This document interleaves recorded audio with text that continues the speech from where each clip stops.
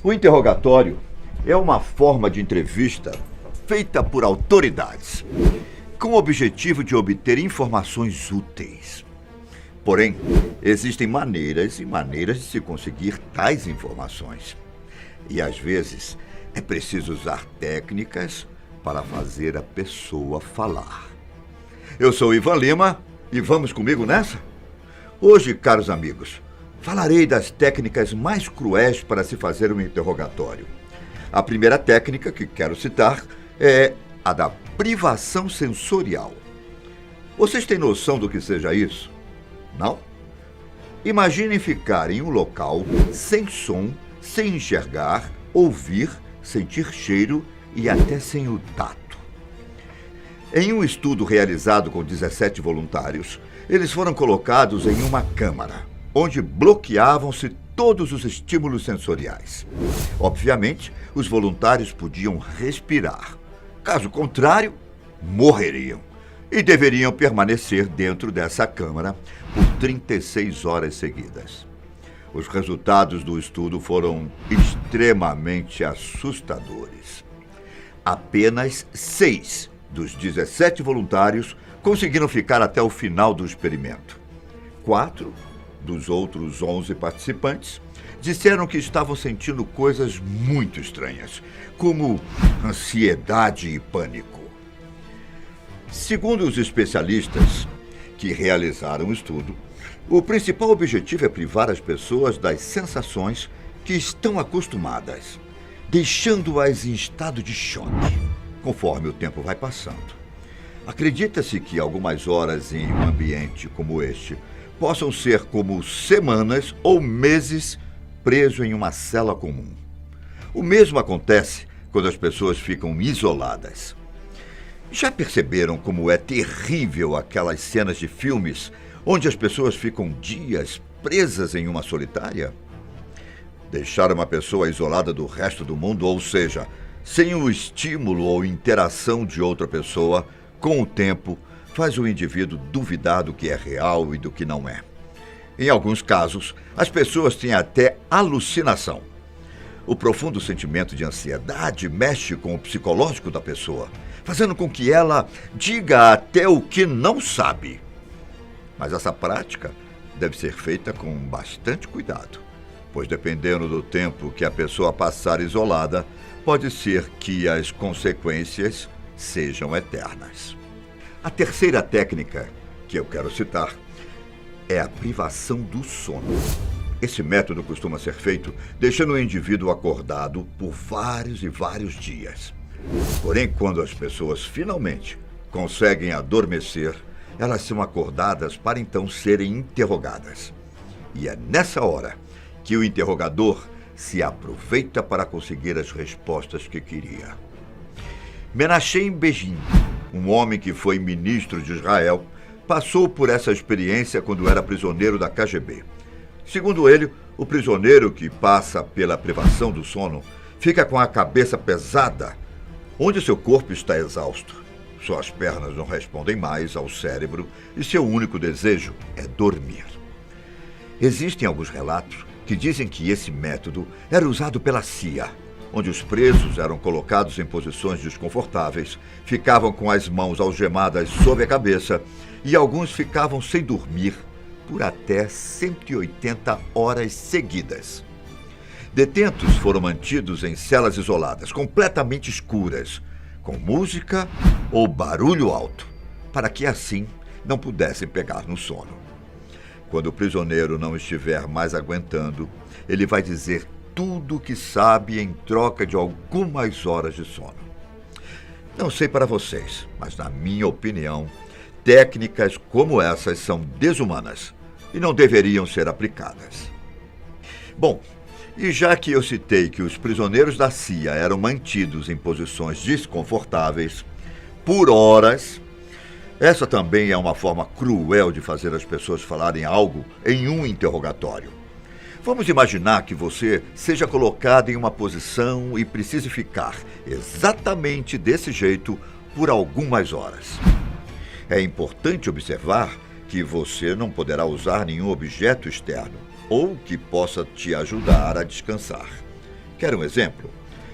Tente esticar seus braços para o lado e ficar pelo menos 30 minutos. Eu duvido que você consiga.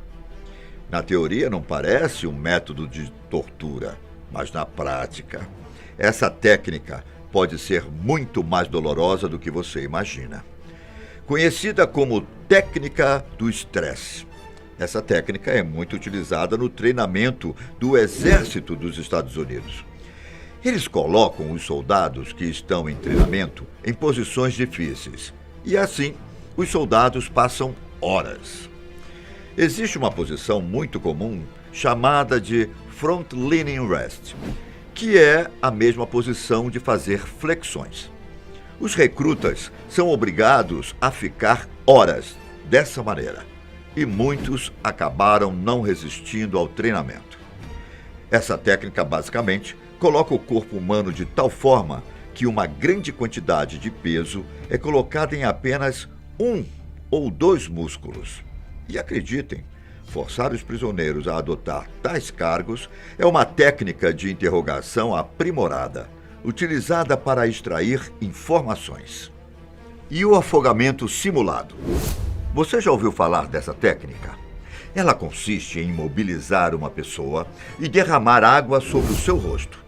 A simulação é usada para obter informações, coagir confissões e também para punir ou intimidar um indivíduo. Isso provoca o vômito, fazendo o sujeito acreditar que sua morte é iminente. No processo, a pessoa é deitada de costas e imobilizada, com a cabeça inclinada para trás. A água é lançada sobre a face e para dentro das vias respiratórias. O que acontece é um sufocamento forçado e a inspiração de água. As consequências desse método? Risco de dor intensa, danos aos pulmões, dano cerebral causado pela falta de oxigênio, ferimentos causados quando o torturado se debate contra as amarras e até mesmo a morte. Os efeitos psicológicos podem perdurar por anos após o procedimento. Quando o indivíduo torturado vê que a morte está a caminho, certamente ele vai soltar a informação que os interrogadores desejam. É desumano? É. Mas, infelizmente, são as técnicas usadas por várias organizações ao redor do mundo. Na maioria dos casos, as técnicas de interrogatório envolvem criar um medo tão grande que a pessoa, querendo ou não, vai dizer o que os interrogadores desejam escutar.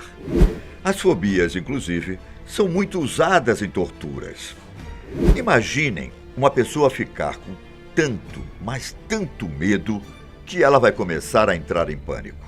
Por causa disso, se os interrogadores souberem que um prisioneiro tem medo de cobras, isso será usado contra ele.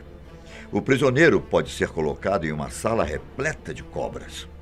Quando ele chegar em um estado elevado de pânico e ansiedade, será a hora de fazer as perguntas. A ameaça de infligir dor também pode desencadear medos mais prejudiciais do que a sensação imediata de dor. Outro ponto delicado que algumas organizações costumam envolver é a humilhação cultural.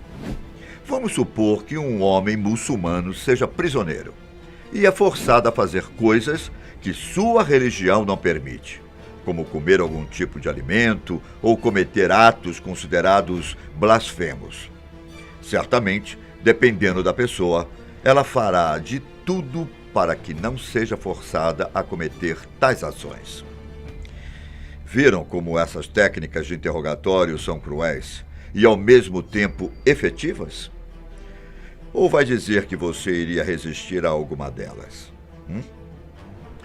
Assim como a humilhação cultural, existe a humilhação sexual.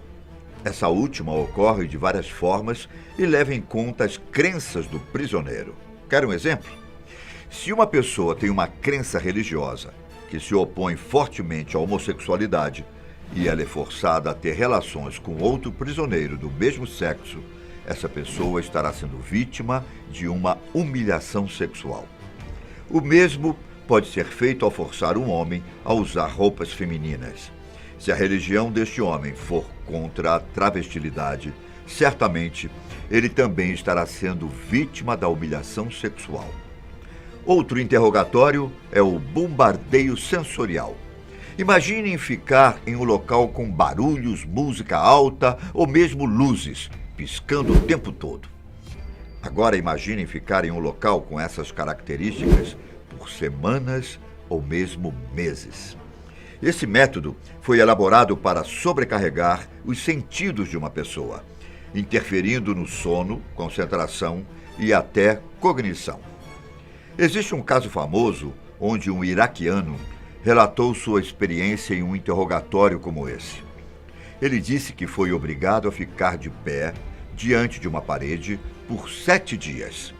Nesse tempo, ele ficou encapuzado e algemado, ao mesmo tempo que uma luz brilhante foi colocada ao seu lado e uma música distorcida ficava repetindo. Ele disse que a experiência foi traumatizante. O nosso vídeo vai chegando ao fim.